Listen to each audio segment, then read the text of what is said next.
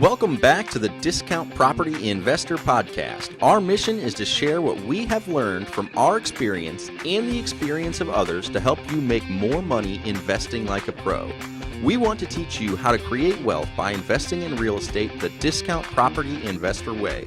To jumpstart your real estate investing career, visit freewholesalecourse.com, the most complete free course on wholesaling real estate ever. Thanks for tuning in. All right, guys, welcome back to the show. This is your host, David Dodge, and today I have a special guest, Mr. Max Keller. And Max Keller is a best-selling author, real estate investor, entrepreneur, and he's a national speaker. And today, Max is joining us, and he's going to talk about closing more deals and raising more money with a book that positions you as the trusted expert. I love it. Something new and fresh. Max, welcome to the show, my friend. Yeah, glad to be here. Let's make it happen. Hell yeah. Well, Max, good to have you. I'm grateful for your time. Thanks for coming on today. Let's jump right in. Who is Max Keller, and what do you spend most of your time on, man? You're a best-selling author, a real estate investor, entrepreneur, speaker. You know, what are you working on right now, Max? Yeah, sure. So, yeah, I'm a full-time real estate investor in Fort Worth, Texas. And so I'm investing in real estate. I have a publishing company. You know, I've been doing that 5 years full time, and really like it. Real estate's a good business. Didn't initially intend to get into it full time. I was a math teacher and coach, and loved doing that. And just wanted to get into real estate, purchasing discount properties.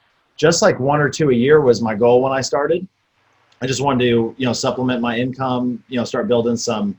Kind of like a retirement portfolio, so when I retired as a teacher, I'd have, a little extra. My pay was kind of locked in. And, everybody who's kind of been bit by the real estate bug knows, just sort of takes over. And so I just learned, got some local advice, flipped or wholesaled my first property, made a good 5-figure profit on it, reinvested into my next deal, quit my job. And now 5 years later, I've discovered a really good niche that's serving us really well in our home buying business.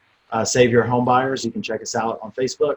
And I have a unique way that I've, market for these leads. And it's just really happened super unexpectedly. And I'm, just looking forward to sharing it with your audience and just trying to spur some, new ideas. I love it, Max. Very cool. Very cool. Thank you for giving us a little introduction about yourself today.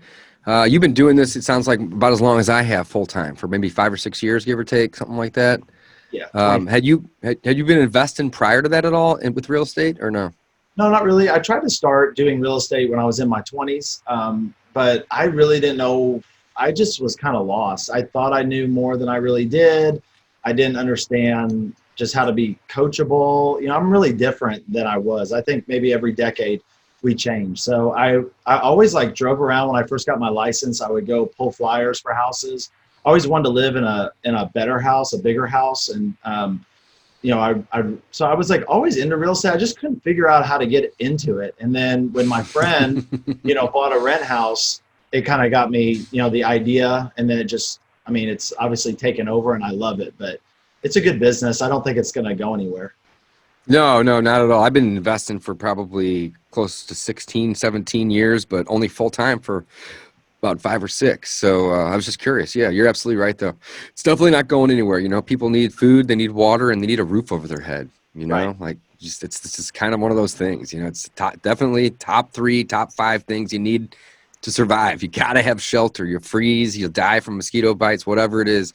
You got to have a house at some point, right? So totally agree with that. Well, Max, let's jump in, man. Let's talk about, closing more deals and raising more money with a book that positions you as the trusted expert. So, I don't know, Max, we chatted for just a couple minutes prior to the show, but I told Max, I said, Max, I got 2 books, man. I got the Ultimate Guide to Wholesaling Real Estate, and I have the Burr Method. Both these can be found on Amazon. We're working on our 3rd book right now. Actually, we're working on 2 more books right now. But we're not really working on anything specifically that says that we're home buyers, that we would actually give to a seller, or that we would give to another investor to get money, or anyone that would be a private lender, essentially. So this is a whole different approach, and I think it's really, really cool. So let's talk about maybe why you stumbled across this or how this started. And then we can talk about the fact that you turned it into a business. Yeah. Okay, great. So so I went full time, and I'm investing in 2015, and the first 2 years just kind of flew by, went really well. I was 2017. I think I was on track to do 30 or 40 houses that year. Full retail flips, a few wholesales. So like things were going good, but what I was noticing in my market was, and I'm in Dallas Fort Worth, is we talk about on this show buying at a discount. Well, I was noticing that discount was starting to shrink. And so the return on my ad spend on all of my marketing channels was just getting smaller and smaller. And so the first way I tried to fix it was by just doing like more channels.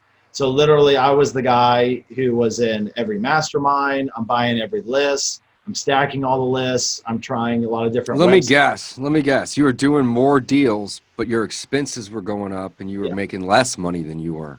Yeah, exactly. You got it right. I've been there.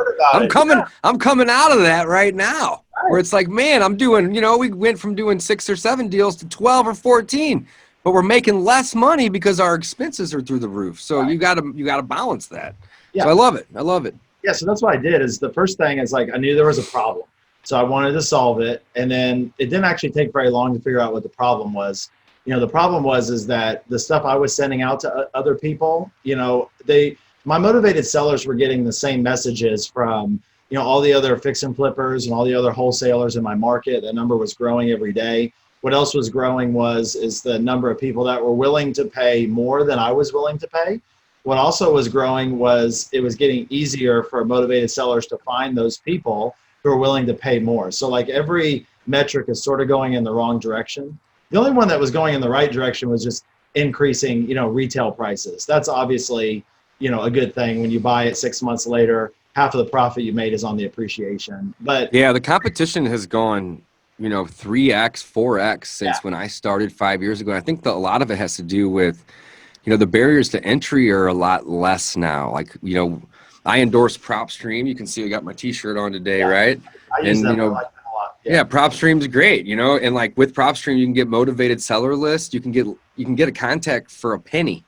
It's $100 a month for 10,000 exports. That's a penny a list for to build a list, and you can run unlimited comps. So you don't even need to be an agent. Before when I first started, if you weren't an agent, you had to get somebody's MLS access or become their assistant to get access. Now you don't. On top of that, there's cold calling and cold texting. It's just plug and play. Yeah. And it reduces the cost to market down to like 2 or 3 cents versus 50 cents to send a letter. Right. So you don't need, like, I remember my first campaign, Max, was, I hired Joe McCall as my coach when I first started. And I think my first campaign, it's got to be 6 years ago, was like $1,500 or $1,800. I didn't have the money. I put it on a credit card. Yeah. And I was just thinking, screw it. Let's do it. Let's give it a shot. And, I got a deal or two out of it. And I'm like, I'm going to do that again. And I haven't stopped since. But it's not always been consistent with the mail because that's the most expensive way to market unless you're looking at like AdWords or radio, So, yeah, you're exactly right. So, yeah, and that's funny you said that because actually the first deal that I wholesaled and made 5 figures, how I found my cash buyer was from a Joe McCall video. So it's funny that you said that. He's the OG, man. He's the OG. A couple of weeks ago. He's really nice. Yeah. Out in Tampa together. And yeah, he's a good dude. Yeah, super good. So that was my problem. And it was a problem that you face, probably a lot of people are facing right now. And so what I did about it I went through the people that I'd already, done business with, and I made a criteria that fit like what I wanted. Because one of the things was happening was I was making a lot more money, but it was just a real grind. And, versus teaching, I felt like I was on a hamster wheel, and, if I wasn't getting a lot of leads, I wasn't going to have a business. And so I really wasn't enjoying my work. So for me, I was actually just thinking about quitting and going back. I don't quit, but I mean, like, I was thinking about going back to becoming a math teacher because I was making a lot more money, but I just wasn't enjoying it. So what I did was I was like, okay, well, what would I enjoy? And the 3 criteria that I want, like in a perfect deal, are, a lot of profit for the deal. I don't like to do skinny deals. I want to work with homeowners that, are not like resistant to my offer. So they see me as the consultant, the advisor, the teacher, because I was a teacher for 7 years, right? So I want to work with people like that. I don't want to work with just transactionally minded people that just, we'll go with somebody else after they already committed to me for $100. And then the last thing was, so like I said, I want to work with, I need good profit, people who, are not resisting my offer, and then just have fun. The kind of people you get along with. I mean, look, I want to make money, but I just want to have fun too. I don't want it to be a miserable job. And so kind of two things happened. One is I went through my list, and most of my list of deals I'd already done did not meet all three criteria. So that was the bad news.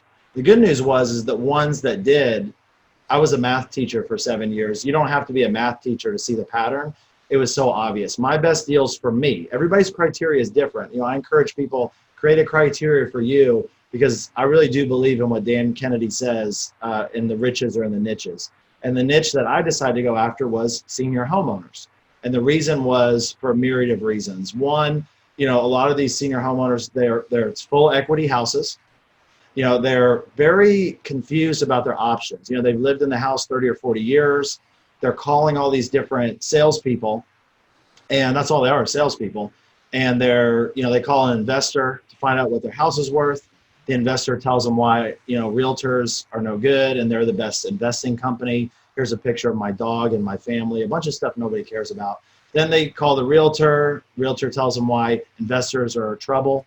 They're the best realtor. They have the most letters at the end of their, business card name. And then they, call, like a lot of them have to move to assisted living and stuff, and they call these other places.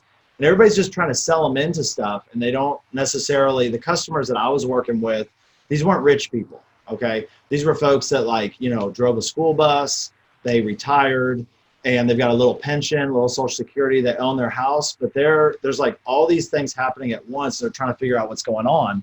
And I was like, and my grandma raised me for the first 15 years of my life. And then I took care of her, so I've always been around seniors. So I liked it. And so I was like, okay, this is who I want to work with. These are the kind of deals I want to do. How do I get more of them? So I went back and looked at all the different, where my senior deals came from. And I saw that they came from kind of random places. It wasn't like I was doing anything systematically. I was like, well, I need to do things more systematically. And I want to just go all in and serve these people at a higher level. So I found different ways to target and get my message out. I really tailored my message to exactly, what was going on, and what was going on in their minds, right? The senior homeowners, which is different than just a regular homeowner. And I was noticing that the more I was tailoring my marketing, because I was actually really nervous about doing this, because I was like, okay, Max, you're getting less deals right now because of what's going on with your marketing in the market. Now we're going to go after a smaller niche, we're trying to do more deals, not less deals. So I had kind of a scarcity mindset about this, and I was nervous, but actually the total opposite happened. So around in my area, my community, I started becoming known as the senior housing guy, the person who had relationships with, local senior places, local agencies, all the stuff seniors need, probate attorneys. And I was just focusing on that niche, and I was noticing that the more I learned about just all the things these homeowners needed, the more they trusted me and the more business I was getting. And so another thing I noticed is that a lot of the deals that I was doing, I was the only person in the deal, whereas the other deals, it was like a ton of people. And then the other thing I was noticing is that sometimes, not all the time, but sometimes my offer was quite a bit lower and it was still getting accepted to somebody else. And so that's profit, right? That's number one. Right. So I was like, okay, I got to figure out why this is happening. So I just went on a little fact finding mission. I called one of my sellers who I'd done business with 6 months previous. It was the son and, adult son of the mom. And I just said, hey, you remember me, Max, Save Your Home Buyers? He's like, oh yeah, I remember you. I said, hey, just a quick question. Do you remember getting a higher offer from somebody else? I thought you mentioned that. And he's like, oh yeah. And I was like, just curious, why did you, go with me versus them? I'm glad you did. I can't go back, right? But and he said, that's really honestly, I was thinking that at the time of the deal, but I didn't want to say it and blow up the deal, even though they knew about it, so it wouldn't have made any difference. But I needed this information to really go all in. And so what the son told me is the reason we went with you is because we trusted you. Some of these investors are very transactional in nature, and we felt like they were just trying to hunt us down, and they were pressuring us and telling us how crappy our house looked. And you seemed like you genuinely cared. You listened to us. You were helping us. You were giving us options that didn't even point to you, like you making money. And so I noticed that was really like the winning formula. The problem was it was really hard to scale. So in our business, we had 5 people in our office at the time. And one other person helped me buy. But when I'm in these living rooms on these, flower sofas with Mavis, sometimes it's 3 or 4 hours, because they got like they got 30 years of real estate questions, and it all right here in the living room. And then when the adult children come in, they don't know me, so they don't trust me, and then we have to start all over. And so it was good to go niche, but there were some downsides. And so how I got this idea that really revolutionized our marketing and is revolutionizing the real estate investing marketing for our students is I got it actually from a motivated seller. So I'm at a house, I'm doing the closing paperwork, and getting everything, all the contracts signed. And the adult daughter was like, hey, you've helped us out a ton. I helped her parent move into an assisted living facility. I didn't charge anything. I just she knew I was there because I want to make money, but, I want to be there too. You can tell when somebody's really not into it. If you've probably gone on dates before where you can tell the other person's not into it. Same way when we're buying houses, you can tell when somebody's just there for themselves. And I don't care what other people do, but I was there for me, but I was there for them. And she said, you know a lot about this. You've helped us out like tremendously. I mean, it would be a normal situation for people to be crying. They're so relieved because they're in so much pain and stress. And I just came as like their trusted guide and helped them. And she said, have you ever thought about like writing a book about this? And I was like, no. And people who know me, like I'm dyslexic. I was really good at numbers, hence the math teacher. But writing and English, like that would be, like if we went back and saw my high school English teacher and told her that I write books now for real estate investors and they plug into our stuff, she wouldn't believe it for a million years. So like one of the keys I found that's helped me be really successful is coachability. So, investing in education, learning from people who've actually been there. I joined masterminds really early and, educate myself a lot. But then the other thing was just openness. Like I had 36 years of really bad experiences writing. But I just wanted to be open to the possibility. And so I just said, that's a really good idea. Well, I dismissed it. And then I was like, that is a good idea. I could pivot and go in this really competitive landscape. I could go from the person who knows a lot about senior housing to the person who wrote the book on senior housing. And so I didn't really know how to do it at first, but I got some resources, I got some support, some help.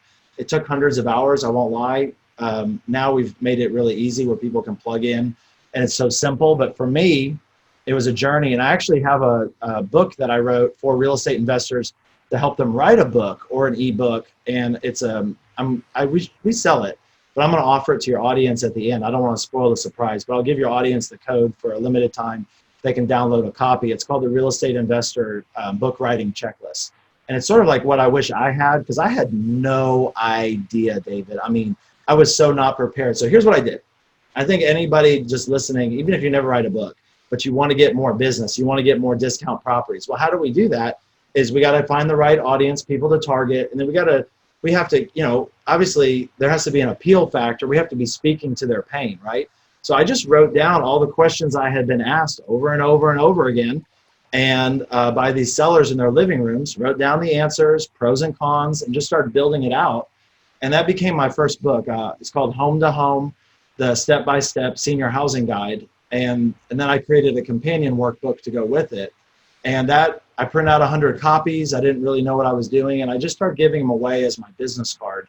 And, with the time that we have remaining, if we have time for some case studies, I can share with you like some specific things that happened that I would have never imagined in a million years. And they made a huge, huge difference. It's still like, it's happening. It's already happened too, but like, it's still exciting to talk about it because when I talk about it with you, it brings back the old memories of like 2017 that were so miserable with my marketing. And now the way I feel now, 3 years later, is just like so much better. Interesting. Very interesting. I like it.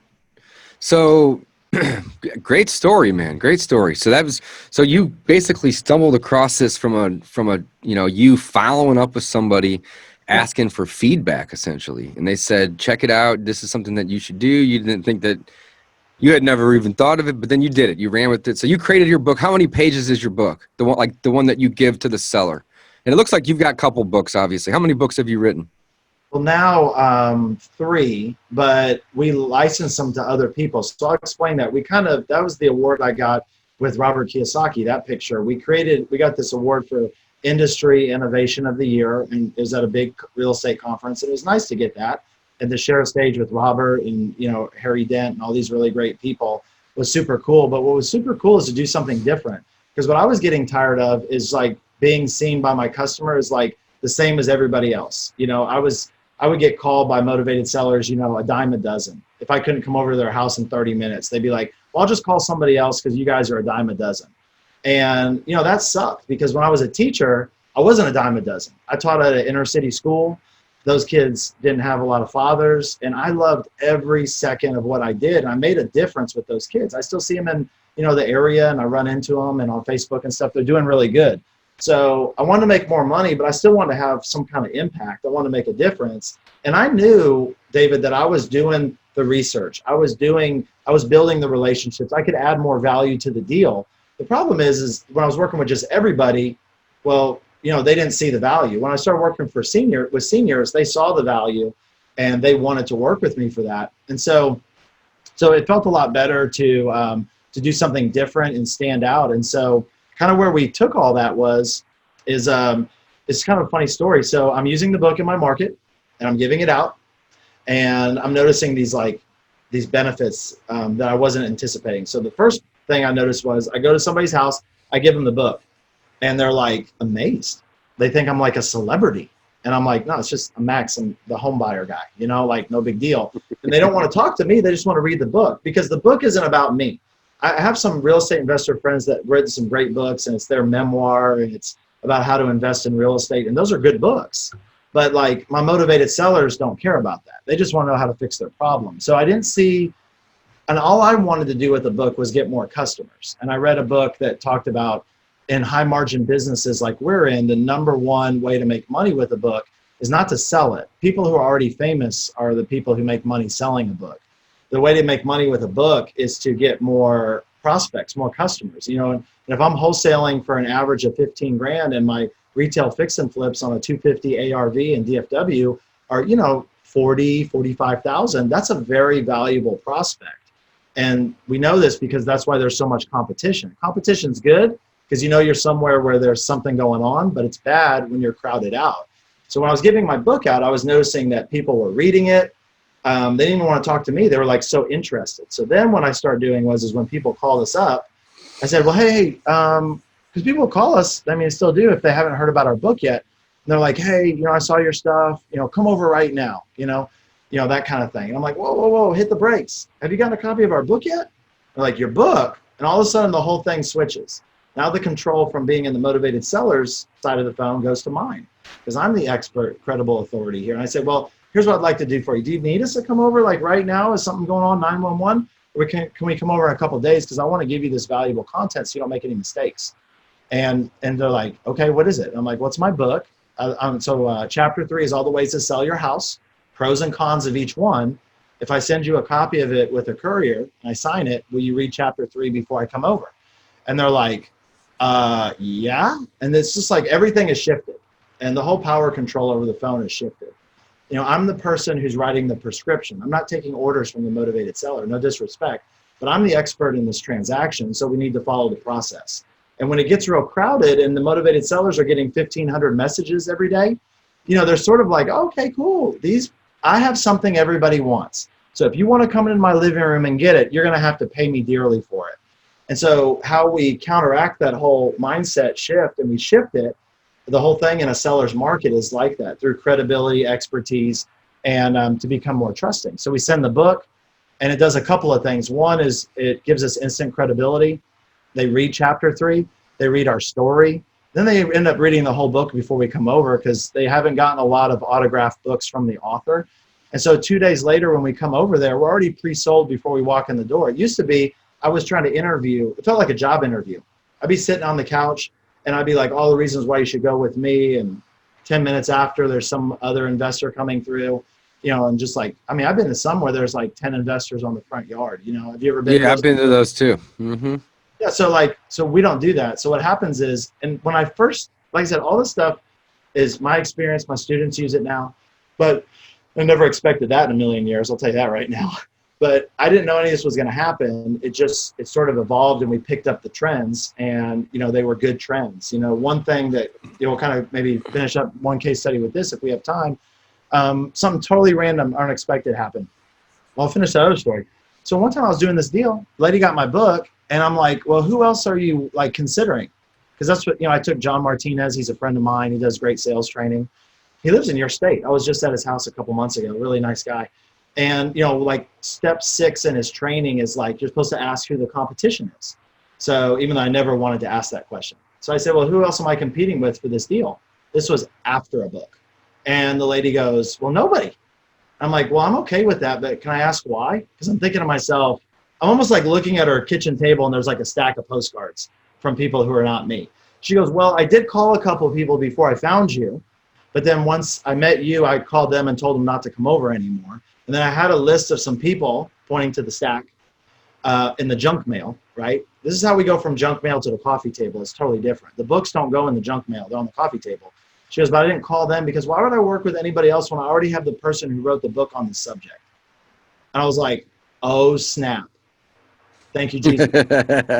Very serious way. So I got a call one time. I'll just close with this. I got a call because I know we're getting short on time. I got a call from a church.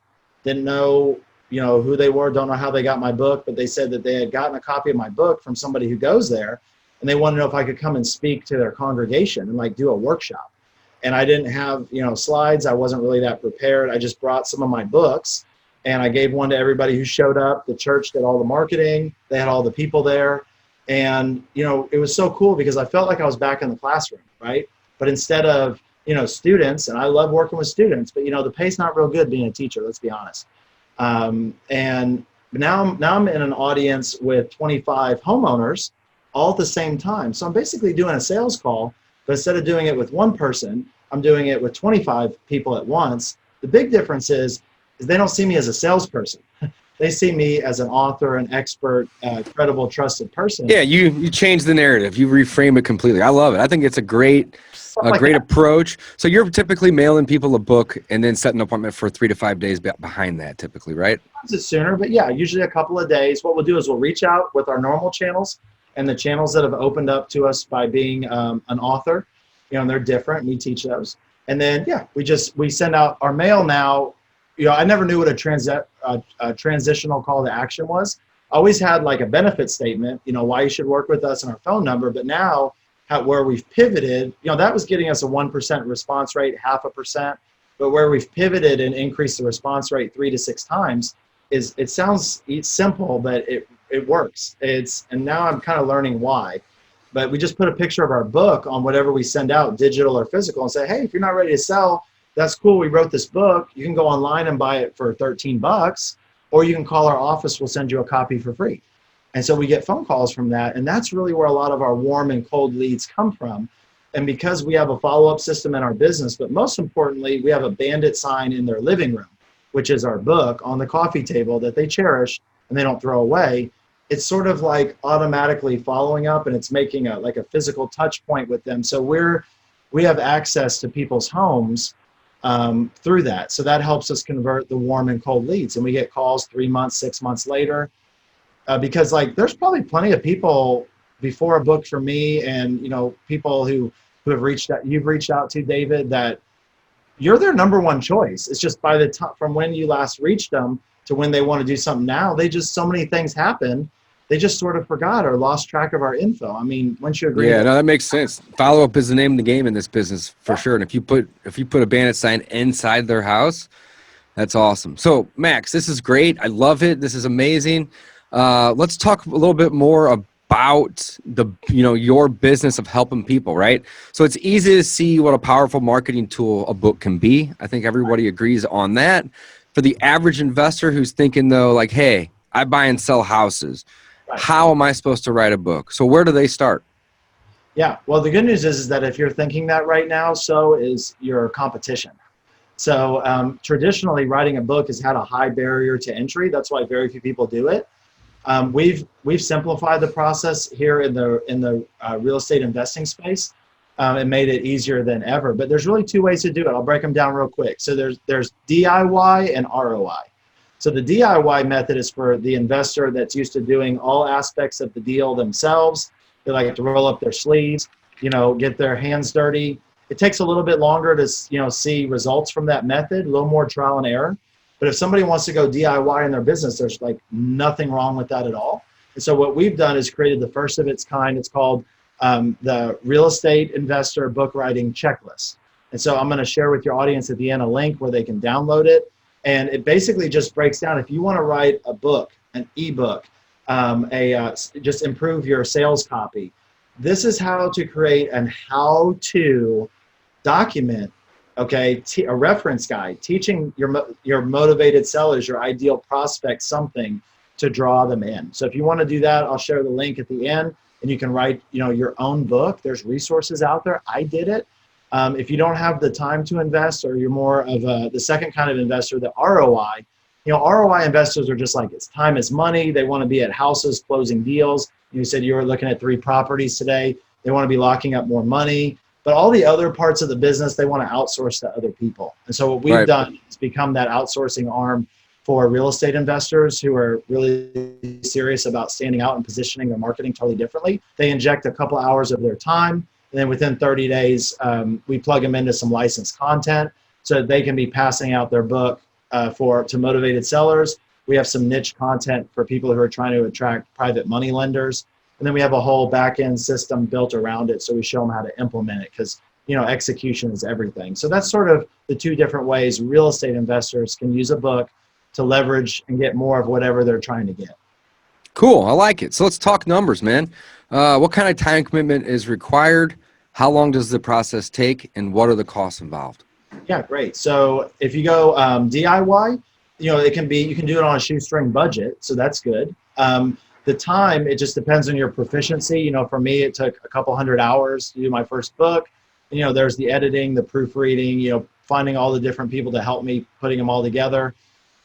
So for that one, it's more of a time cost, so much than the financial. If somebody was more on the ROI side, we have some licensed content that starts at about $1,000 and goes up, just depending on what niche you're trying to go after. And so depending on what system you want to do, and people can plug into it and then, just run with it in less than 30 days.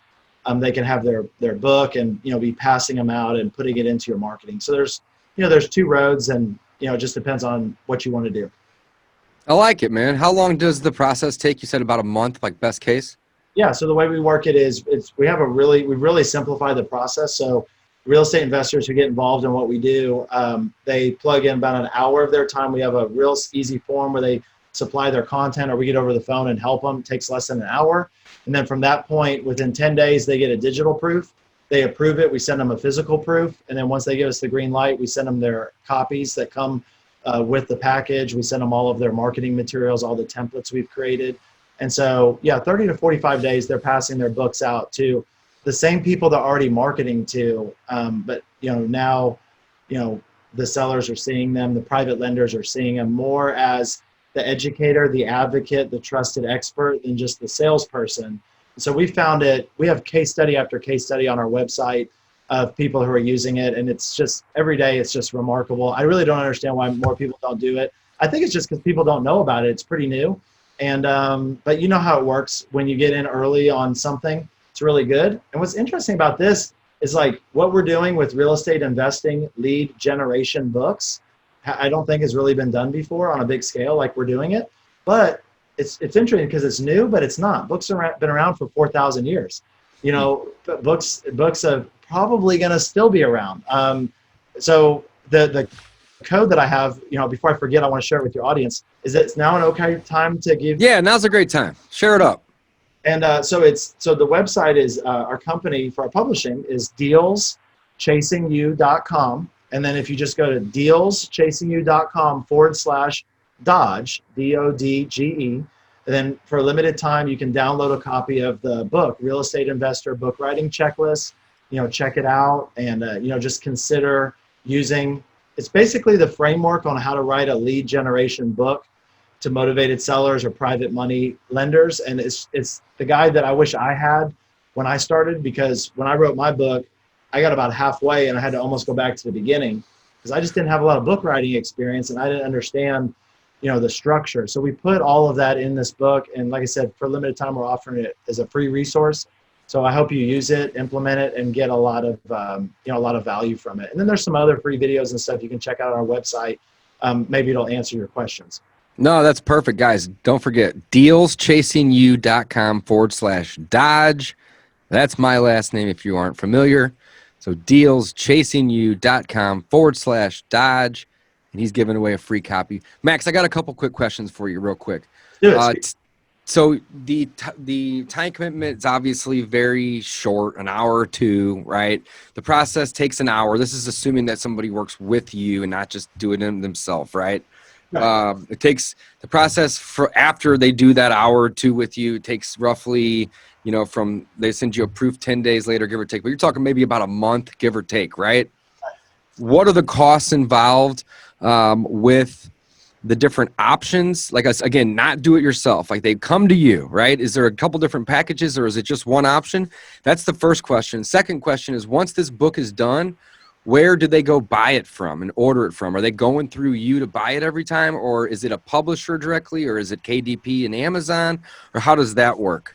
Yeah, sure. So, our prices for the niche content, because we have a bunch of different ones, they adjust all the time and we're always adding to our packages. And so the best place to get all the pricing info is just to go to the website. And then we have all of that on there, because I don't want to say a price, and then it changes. Yeah, it may change. I got you. Okay. I got you.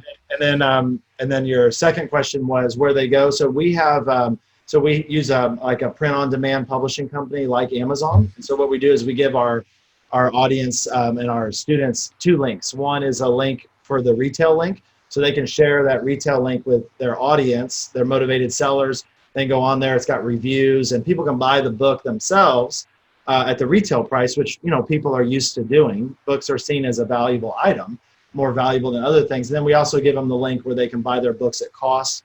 And at the time of this recording, our students are buying copies of their books for, between $4 and $5 each. So, I don't know about you, but when I was doing a 7-touch, yellow letter campaign, I was paying $1 a touch, and, the conversion rates weren't, super high. They were high enough, of course, to make sense. Now, by getting these books in, warm leads hands, we're actually paying less than we were for glossy brochures. We're paying less than we were for junk mail that was getting thrown away that people didn't want. So now for $4 or $5, we can give somebody a book. They cherish it. They keep it a long time. And it has so much more weight, not just physically on their table, but in the mind share of the prospect. So that's why it's been kind of economically, it's been such a home run deal. Okay, so Max, very cool, good information. What was I have? How many pages is the book? I'd imagine for $4 or $5, you're looking at maybe 150 pages, give or take, because my books are almost 300 pages, and I think my cost through Amazon's somewhere around like the $6 to $7, like the cost of it. So I would imagine you're probably around 150 pages, give or take. Is that about right? Yeah, that's correct. Mm-hmm. Very cool. And then the other question I had for you was, if somebody buys the book retail, because there's going to be people that just go buy it and they don't want you to send a copy because they don't want to talk to you right away and they just want to go buy it directly, and you give them that link, that's a $5, $6, $7 profit margin. Does that come back to the individual, or who keeps that? Yeah, so, it's pretty skinny profit margin on, like I said, selling books. The number one way is to get more motivated sellers. So, after the publishing company does their thing, there's not really a ton left over. So the students that have come onto our program haven't really seen anything substantial from that. What they've actually done is built out some landing page templates that we have set up, and have either, if they want to make profit on the book, have kind of just like sold it themselves instead of through the other company. But most of them have been just sending them out to the prospects for free. And we also have not a big deal. Just curious. I figured I'd ask, Well, another thing is great question. I wanted to just throw this in. So one of the things we do is we host a like a flip book, and so a lot of our folks give out that link to people before they give them a physical book, and so it's mobile and digital, desktop optimized. The person can get the book digitally, and you can get them to it instantaneously, and there's no cost. And then if somebody wants the next level, they kind of like Perry Marshall style, marketing, raise their hand, and then we give them the physical book. So we sort of have like a whole process set up that's been tested to convert the best. Wow. Max, I love it. Great content. I'm an author, but not that kind of author. So I'm interested in checking out some of the pricing and looking at the website. This has been very cool. It's been a good podcast. Max, thanks for coming on. Guys, again, welcome Max Keller. Go check him out. Close more deals and raise more money. We didn't even have time today to talk about raising private money, but what couldn't be better to show your private investors that you are the authority, right? You are the expert. They're only going to want to lend to the expert in the market or the authority. And by having a book, I know firsthand, mine are more focused on teaching people and coaching people, but it makes you the authority by having the book. So do it yourself or go check out Max over at dealschasing.you.com and then do the /Dodge, DODGE, and you're going to get a free ebook on the, what is it, Max? Like the bullet points and the things that you need to write the book? Yeah, real estate investor book writing checklist. So if you want to go book, ebook, just improve the copy on your website. You're just trying to get better at getting more of the people you're targeting. This book just breaks down the 5 steps that, just make it kind of easy button for you. So you just plug the answers into the questions and then, boom, out pops the new marketing tool. So that's going to be good if you want to go DIY. Yep. I love it. Max, thanks again for coming on the show today. It's been a pleasure. I'm grateful for you and your time. And I think the business that you're working with here or working on is amazing. I think it's going to bring a lot of value to a lot of people, but it's also going to separate you. If you are in a market that's really competitive, guys, this is going to help separate you from all these other investors, right? Max has got a great approach too.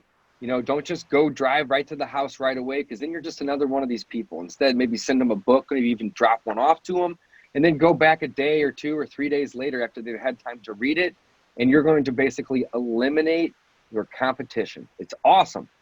Dealschasing.you.com for pricing /Dodge for the free ebook. Max, thanks again for coming on the show. It's been a pleasure, and we'll talk to you soon. Thanks for listening to the Discount Property Investor Podcast. If you enjoyed this episode, please like, share, and subscribe to help us reach a wider audience. To jumpstart your real estate investing career, visit freewholesalecourse.com, the most complete free course on wholesaling real estate ever. We would also appreciate it if you left us a review on iTunes or Stitcher. Thank you in advance for your support. And remember, you make your money when you buy, you get paid when you sell. Now let's go build some wealth.